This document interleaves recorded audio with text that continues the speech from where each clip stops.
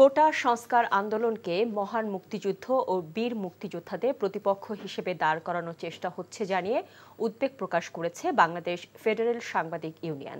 সোমবার দেয়া এক বিবৃতিতে এই উদ্বেগ জানায় সাংবাদিক সংগঠনটি। কোটা পদ্ধতির যৌক্তিক সংস্কার প্রয়োজন উল্লেখ করে ডিএফইউজে আন্দোলনকারীদের রাজাকারের সমর্থনে স্লোগান দেওয়ার তীব্র নিন্দা ও প্রতিবাদ জানিয়েছে।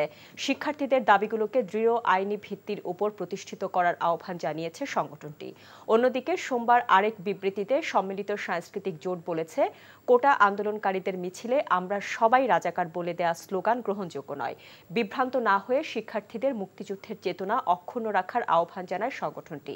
আরেক বিবৃতিতে আমরা রাজাকার বলে স্লোগান দেওয়ার তীব্র নিন্দা জানিয়ে ঢাকা ইউনিভার্সিটি অ্যালামনাই অ্যাসোসিয়েশন বলেছে, এর মাধ্যমে স্বাধীনতার চেতনাকে আঘাত করা হয়েছে। এছাড়া নিজেদের রাজাকার ঘোষণা করে দেয়া স্লোগান মুক্তিযুদ্ধের শহীদদের আত্মদানের প্রতি অবমাননা করা হয়েছে বলে বিবৃতিতে জানিয়েছে এডিটর্স গিল্ড বাংলাদেশ।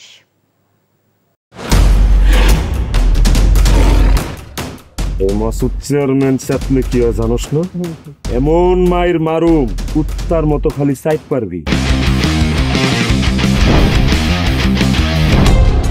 তুই যদি আমার বউ আস, তুই হবি রাজরানী আর আমার বউ টুনি বিবি তোর বান্দি।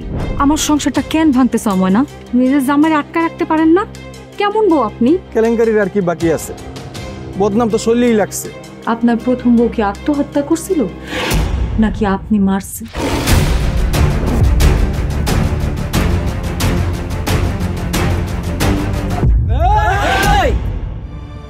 ময়না তো পালাইতে চায় না। ওরে পালাইতে হইবই।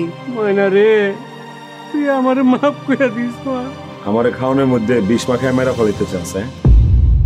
মাইরা একেবারে আম গাছের লগে ঝুলাই দিবেন, যেমনি আপনার বড় বড় মাইরা ঝুলাইছিলেন।